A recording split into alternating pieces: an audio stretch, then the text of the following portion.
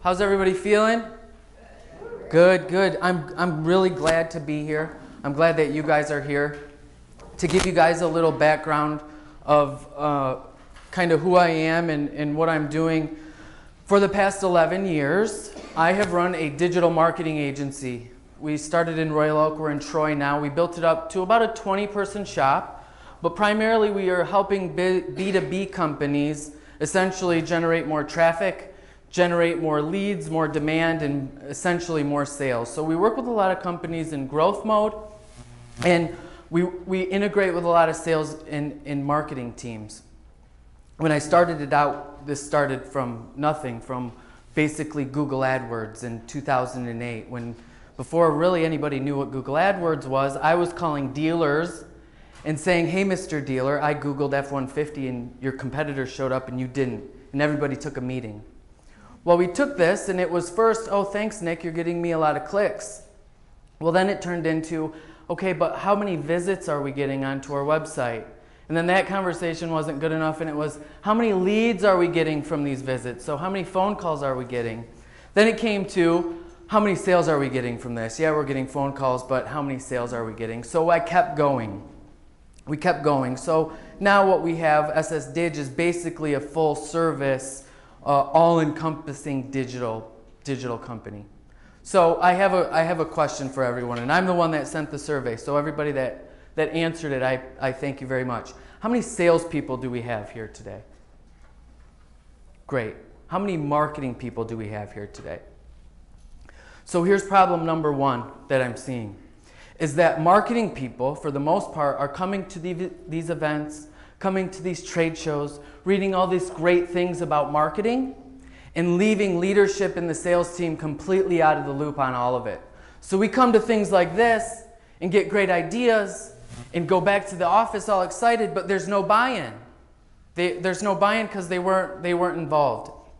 And for the last 5 or 6 years, the companies, B2B companies, B2C companies, the companies that I have seen dominate the space, dominate their segment or their market, have been people that have been doing a great job of integrating their sales and marketing communications. So I want to talk about that today. And this is the rivalry. It's always been sales versus marketing. And so before I started my agency, I worked at big agency. And that was our favorite thing to do, even still today. And I'm a sales, so I am the president of the agency. I'm a sales guy, though. I am a 100% sales guy. I just so happen to own a marketing agency. So the thing that sales gets, and we have these conversations all the time, is sales says that the leads that marketing sends over are useless, right? These are junk leads. These are no good. They're not qualified. They're not ready. We just spent all this money. We're not getting anything out of it. And then the marketers say, hey, the sales team isn't doing a good job of following up with these prospects. We're getting leads. We're getting them leads. They're filling out forms. They're calling. We're tracking it. Sales is dropping the ball. They're taking too long to respond. They're not doing their job. They're not making it work. And it goes on and on and on. So what we want to talk about, what I want to talk about today, is how we can better integrate these teams. And basically what I want to get out of this section is along the right side here. First, we have to understand our buyers. And the other presenters today will spend a little bit more time about talking about some of that stuff. The 5 questions that we all need answered before we make a purchase decision. The 5 questions all of us have to have answered before we make a purchase. Very important. I'll give a good idea of how to implement a video marketing campaign into the organization. Video, we'll talk more about this, but at this point in time, 2019, 80% of all decision-making, purchase decisions, are going to be made with the impact of a video. So not having video puts you in a very, very big disadvantage. And then how to present this to leadership and sales, right? How do we get buy-in? What I see, I work with a lot of companies, a lot of B2B companies, some smaller businesses, some mid-sized businesses, where everybody gets fouled up is that when sales and leadership are not involved in marketing decisions. When they're not involved, there's no buy-in. And when there's no buy-in, it's oftentimes set up to to not be successful from the get-go. So basically what we want to do, what I want to talk about is how to get buy-in from these guys to integrate your marketing team so we can start educating our consumers before they get in front of the sales team. So this is the buying cycle. You guys know this, right? As marketers, this has been around forever and ever. This was the beginning of time. As soon as we started bartering goods, this is how it worked. And it started out with awareness, then we're put on a list of consideration, we make a choice, we buy, and then we have some sort of post-buy experience. This is very fundamental, and I know there's some different iterations of this circle, but this is what it is, basically. So, when I'm at work, and it's time for lunch, and I want to get a pizza, I go to Google, I Google pizza, look at who's the cheapest, who's the closest, who's on sale, who's going to deliver, I make a choice, I buy online, for the most part, and then if it's good pizza, I tell one friend. If it's bad pizza, I tell my whole Facebook following. So that is where we live today. The problem with the industry, and I'm a digital guy, okay? I'm hardcore digital. I've always been in the digital world. So the problem with the industry right now, as it pertains to marketing, and the problem with digital, is that CEOs today, leadership today, think that this idea of a funnel is this straight shot. Let that dotted line represent the customer journey. And this is what everybody's really excited to talk about, right? The sales funnel. Or is it the marketing funnel? And we're not making the distinction between the two. What kind of funnel are we talking about? When you have a sales funnel, oftentimes that organization looks a little bit different than what the sales funnel looks like. What I want to get all of us doing is integrating these things. Let's put all the effort in one place, map out everything that we do from a marketing and sales perspective on what it takes to acquire a new customer. Awareness, action, engagement, conversion, and advocacy. I'm going to run through each of these very, very briefly so we can give some context to what I'm talking about here. When we talk about awareness, our industry has been run to sell impressions for 100 years. 80 years. Radio ads started advertising, and it was to run ads. The radio was created to run ads on the radio, so they could start making money on it. So the only thing we as marketers had to do was gauge how many people heard it. This is billboard, this is TV, this is all traditional mediums. How many eyeballs saw it? That was about as far as our measurement would go as marketers. So if we got you on the Super Bowl, hey, that was 80% impression share. Ad agencies gave each other awards for the great work that they did, and everybody was happy. The client, us as business owners on the other hand, didn't really know how effective this was. Awareness is broken out now today on the web into 4 categories. Unaware, pain aware, solution aware, and brand aware. You guys, we won't spend too much time on how to target each of these segments through mediums or anything like that, but that's basically what it is. From there it goes into an action. Action, really for us, is clicking the ad, right? You're clicking the ad, you're scrolling through Facebook or LinkedIn, you stop. That's an action. From there they're going to go and start engaging, right? They're going to click the ad, now they're entering into your website. They're on your platform. This is where phase 1, like the least greatest thing they could do in engagement would be to read, watch, or listen to the content that you produced. The second best thing that would happen, or third not as good thing, would be that they liked, commented, or shared that content with somebody else. What's better than that? They fill out a form or give you their email address. What's better than that? They pick up the phone and they call you and ask questions and want to come in and give you money. This conversion is the next. Everybody loves talking about conversions because they think it's sales. Well, there's 3 things that we classify under the conversion sector of the funnel. MQL, SQL, and sale. Marketing qualified leads that turn into sales qualified leads that turn into sales. Everybody wants to rush into, and then advocacy, finally advocacy. Least greatest thing that could happen, the guy buys your product and has a great experience. Next best thing, he tells a friend about it. Third best thing, he buys again or his buddy buys again and they go through the whole thing again. Our industry, Facebook, Google, LinkedIn, Snapchat, Instagram, CRMs, marketing automation. All of these guys are touting that they're going to get you more customers. They are going to get you more leads. They're going to get you more business. This is, show of hands, how many people have run a Facebook campaign in the last 30 days? How many people have run a LinkedIn campaign in the last 30 days? How many people have run a Google campaign in the last 30 days? All, which is less than 10% of the room, by the way, for those who didn't see. All of these guys are touting, Google, Facebook, these big media companies, come advertise on our platform and we're going to get you more customers. That is not true. That is not what it takes to get more customers. The only thing any of these mediums are helping us with is the awareness piece. It's the first level of it. So this is what we're being sold. Now us, as marketers, we're a little bit smarter, right? We're a little bit smarter than this. We understand that frequency is at play, right? It takes a few times to interact with our brand before we're comfortable with making a decision. They're going to have to engage with our content for a few times. This is what maybe we think it is. This is what it actually is. And it's funny, when we designed this, Courtney at our office designed this for us, and I had her put these dotted lines across the middle of it. And I said, make tranches, you know, the tranches in each of the phases, and she didn't do it. She said, well, I had it in there, but I took it out because it was so ugly. And I said, that's what we got to do. We got to show it. We got to show, because we're not getting this. This is the part we're not getting, that a majority of the time that people are spending in our funnel are in this engagement in the first half of the conversion play of our website.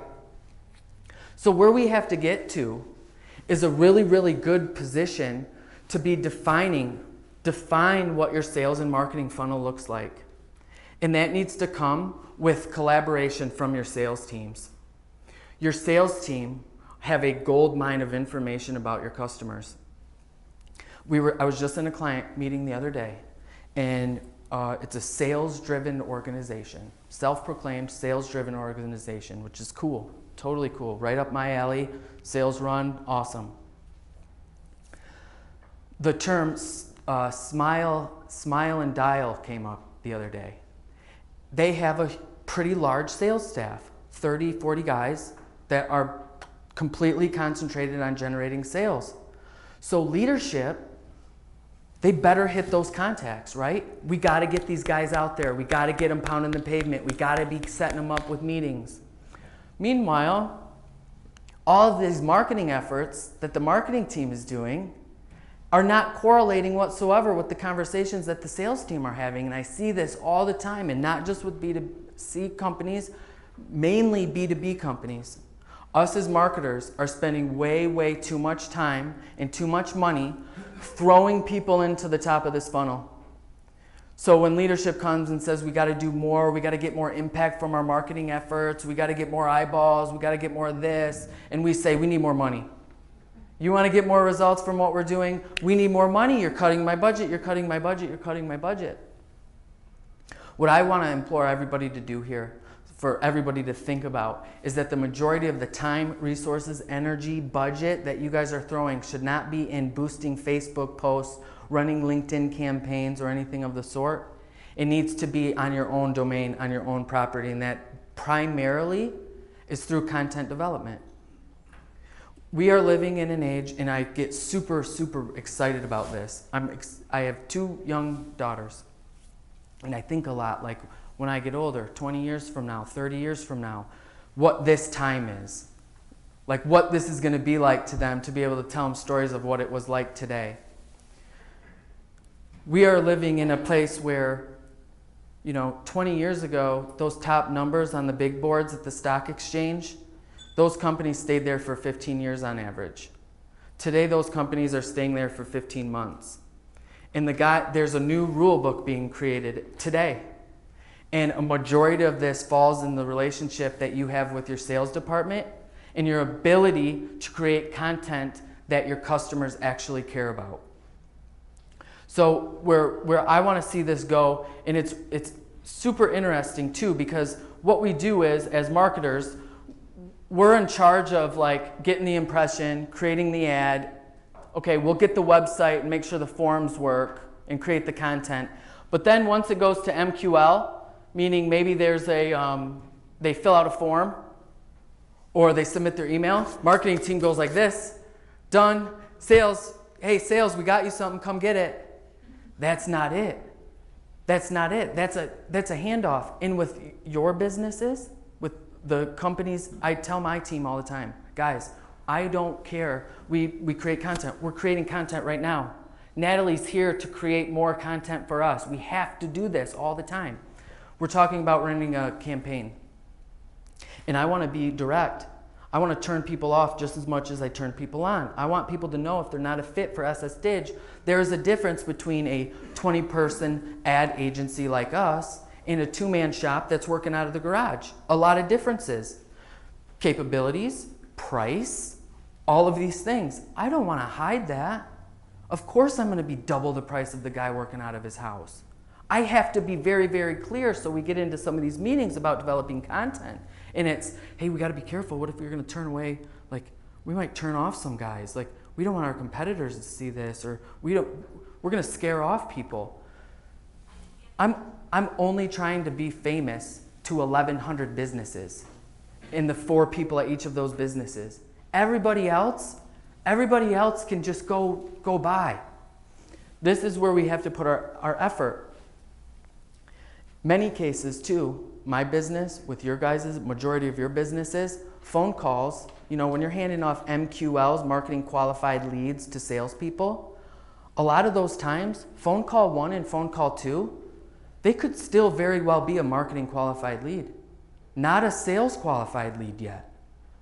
So phone call 3 and 4, meeting 3 and 4, maybe that's more of a sales initiative, right? But this is the content. Instead of pouring into the top and getting more eyeballs, let's focus in more on what we're doing to engage and answer the questions that our customers actually care about. The companies that I've seen do this have been dominating their spaces. And what's really, really interesting about it, it's the companies that are willing to talk about the things that their customers really care about, but 2, the things that their competitors are too scared to talk about. And that's the new thing. Like, and this is the same thing for me. I get it. I'm not used to this. Depending on the study, it depends on the day, I suppose, if I'd classify myself as a millennial or not a millennial. I didn't grow up with a cell phone in my pocket, let alone a camera, let alone a video camera. This is a crazy world, or let alone a platform where I could spray it out to a bunch of people. This is still relatively new to me. It's a big deal. But you guys see these Instagram stars, there's a lot of 20-year-old millionaires out there because they're not afraid to turn the camera on themselves and talk about the things that a lot of people aren't willing to talk about. Good, bad, or indifferent. But that's the demand. I'm having serious conversations with a lot of our clients today on regimens, programs, recruitment, what they need to do to develop more content in-house. The biggest deficiency I see with businesses, and it doesn't matter if you have a 5-person team, a 20-person team, a 50-person team, a 3-person team, the deficiencies often are lack of content development. We are in an era now where our businesses, we are a media company first and an our business thing second. And that's a big, big, hard thing, I think, for a lot of us to swallow. That we are living in an era where our media presence, our media strategy, has to lead our organization. All of those things need to be shared. So it gets me to this question, you know, the 5 questions buyers need to know. And it's funny because we were just talking about this a little bit this morning. Most of us would love it if our customers cared about how long we've been in business, how we have 100% satisfaction guaranteed, how we're people first organization, how we hire from Detroit, and how we do all of our work in the US of A or overseas to save price or whatever the case is. We all have these things that we wish our customers would care about. Then we have the things our customers actually care about.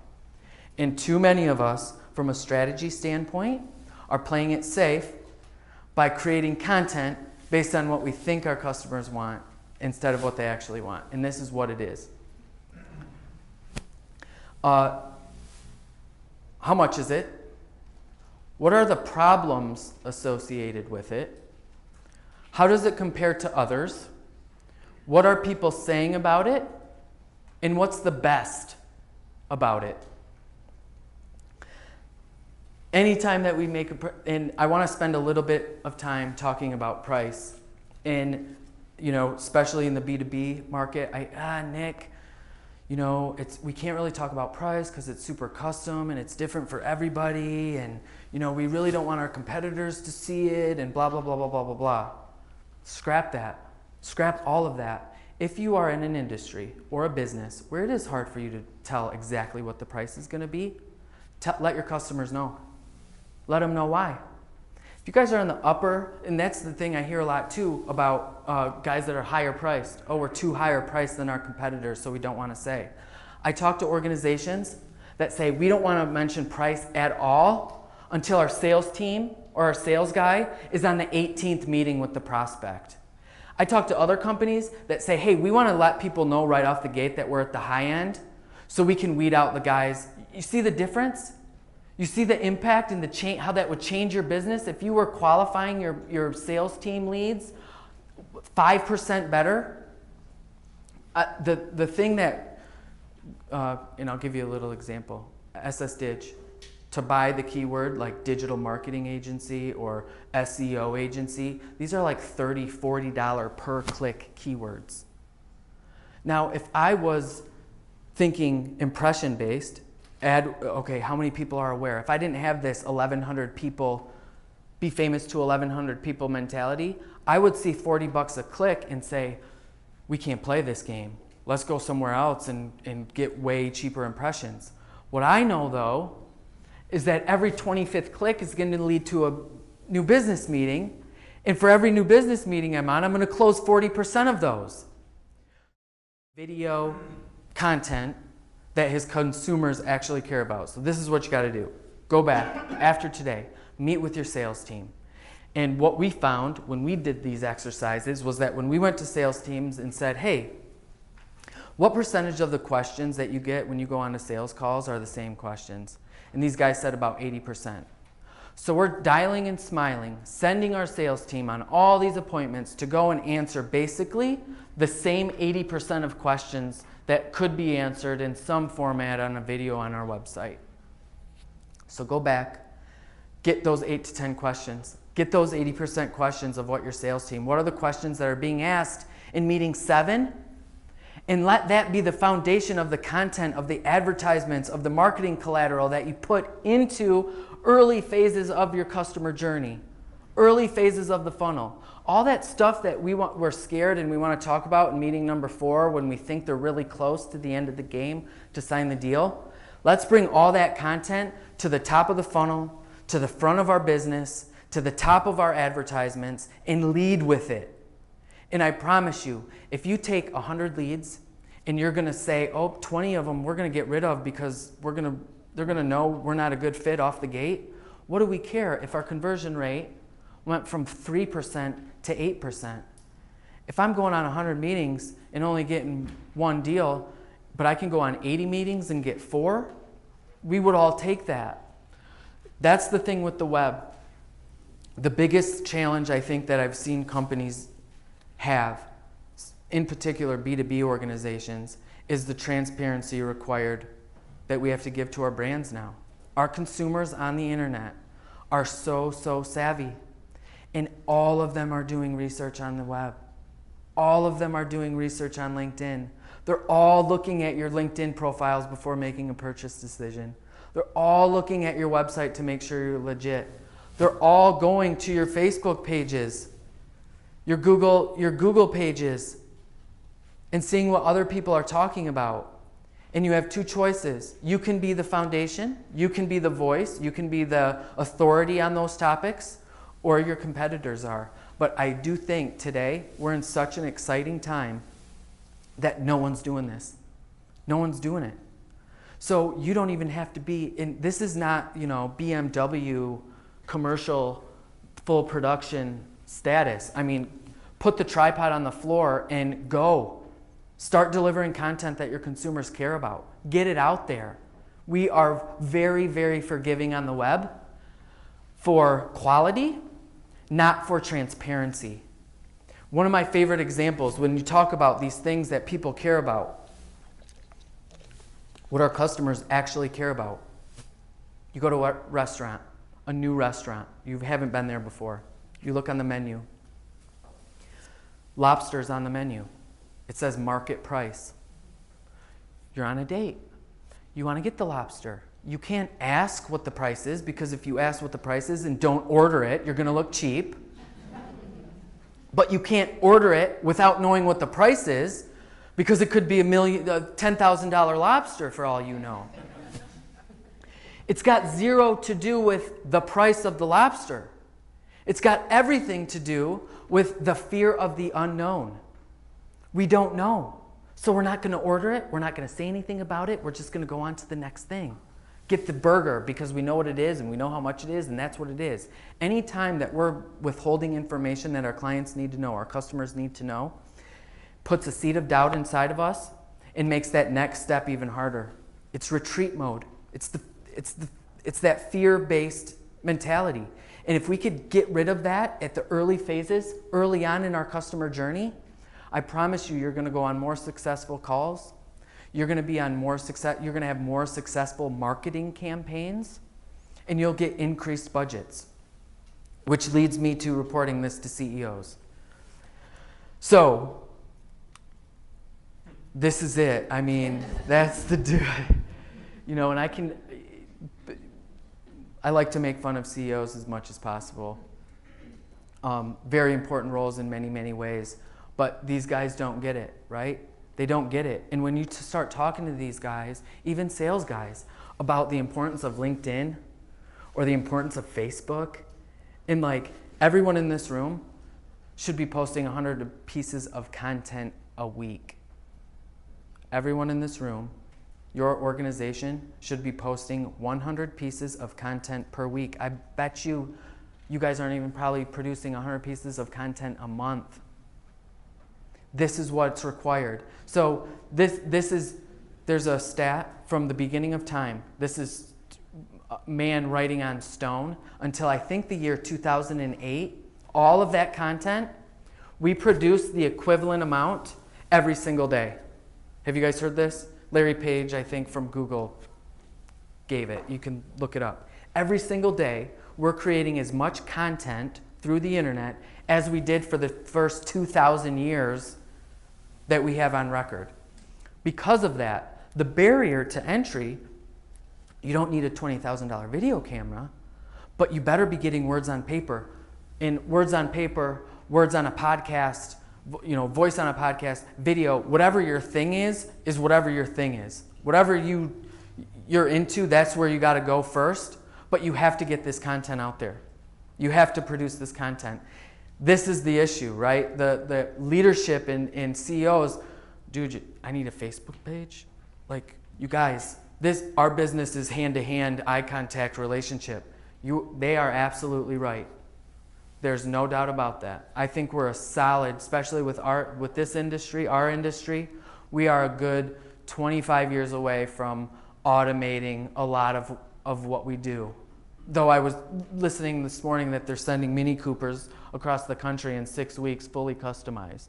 So it's coming. Your relationship is still personal.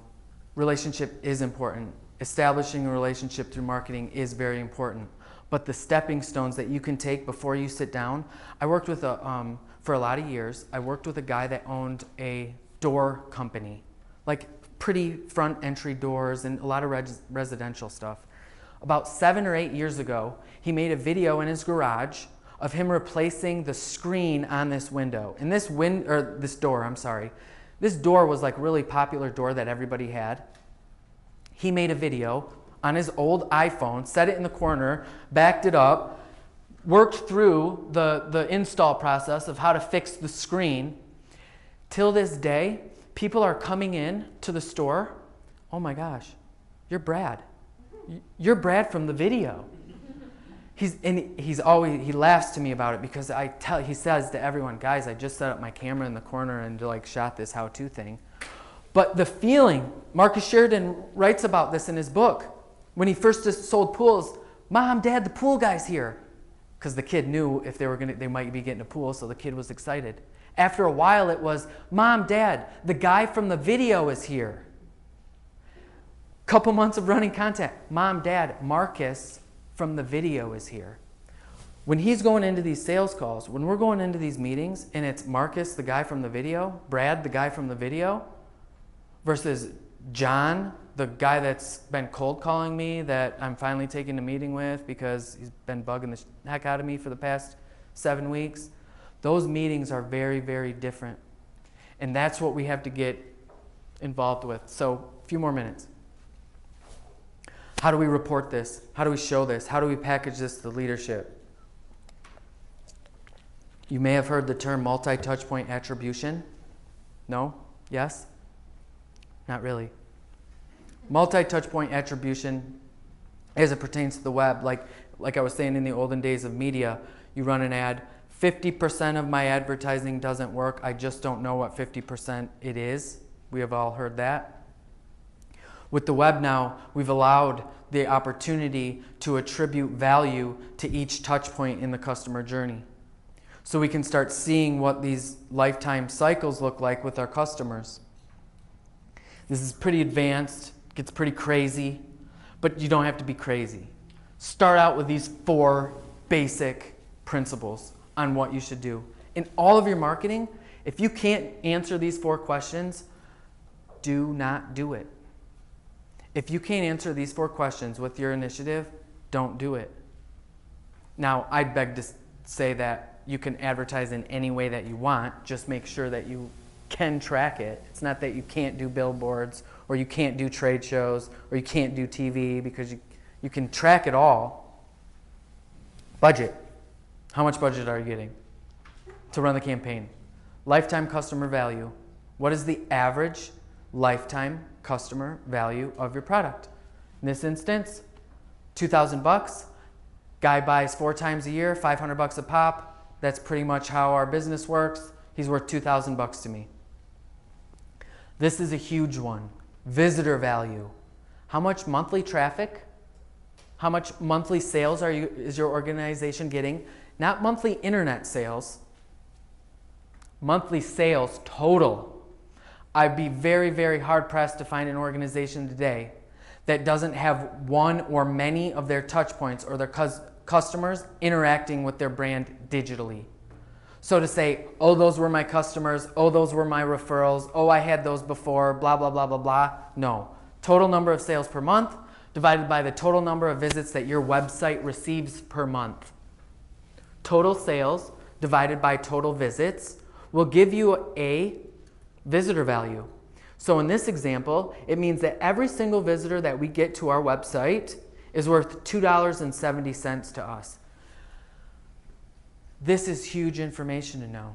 90% of the media that we purchase is on a CPC basis. That means a cost per click basis. We're no longer paying for impressions for the most part. We're paying for actions. We're paying for clicks. So when you go and you look at this, maybe it's not a good idea to spend more than $2.70 per visitor if it's $2.70, right, with these numbers. Now you can get into what can we do to increase our conversion rates, meaning to get more sales out of the same amount of visits, which is super exciting and super fun as marketing people. That would increase that number. But nonetheless, a great spot to start. And then cost per acquisition. This would be how much money did we spend divided by the number of deals that we get. Majority of the reporting that we're providing to clients, depending, non-marketing savvy people, show reports in a funnel. Meaning we're plugging in the actual numbers into each phase of this to see where it goes, see where it falls. And we benchmark it, 40%, 16%, 25%, 8%. So these clients can, these senior leadership people can understand what this stuff is all about. So basically, we're in the driver's seat. You guys are in the driver's seat for this. It's a game today where you don't want agencies. You need agencies today, this idea of independence and freelance versus in-house teams and all this. There needs to be a focus in your organization. There needs to be content developers inside your organization. There's just simply too much content to be created. Agencies used to live off of a 15% commission off of media spend. They did the creative for free. I'll run you a 30-second spot. You're going to use it all year. That's one commercial. I'll do it for free if I can make 15% off of the Super Bowl buy or the NBC buy or whatever buy that you're going to have. That is no longer the case. The amount of content has quadrupled. So now, for every 30-second TV spot that used to do us pretty good 25 years ago, we need 25, 15 to 30-second spots for Instagram, Facebook, and LinkedIn, and every single landing page that we have on our website. This is a huge shift. Organizations would have to increase the billings to agencies tenfold to support the content needed to be successful. So what I'm telling guys now is you need to have some of these resources in-house. You need to have hardcore, great writers, video guys, speakers, and it comes from us. It comes from marketing people. It comes from salespeople. You need to adopt new habits that are putting you in position to gather new content on a weekly basis. Then you call an agency to package it, deliver, and activate the media across mediums, right? Target the market that you're supposed to target, run the ad, execute the media, analyze it, and give you the report at the end. This is the new game. This is what, you guys heard of Purple Mattress? Purple Mattress has a 14-person in-house video team. 14 people only dedicated to video. And could you imagine what that looks like? That's not even marketing people. I mean, maybe they're to a level, there's marketing people, but these are video guys that are just creating content all day long, every single day. You Google Trends, the most searched mattress, they put Serta and Sealy out through web ads, through Snapchat videos and 30-second Instagram videos. Doesn't all have to be video. Video is super important. The crux of all of this, though, is content. Absolutely content. So this is time. I hope this has been beneficial. I hope you guys can think about this a little bit differently. I encourage you to go back, get with the sales team, give them buy-in early. Get these guys involved in the process. No more of these handoff MQLs to sales guys and saying best of luck, and then they come back and yell at us. Let's get them involved early, integrate, and grow this. We're at a very, very exciting time in life to be in the marketing biz. So I thank you guys. Thanks for your time.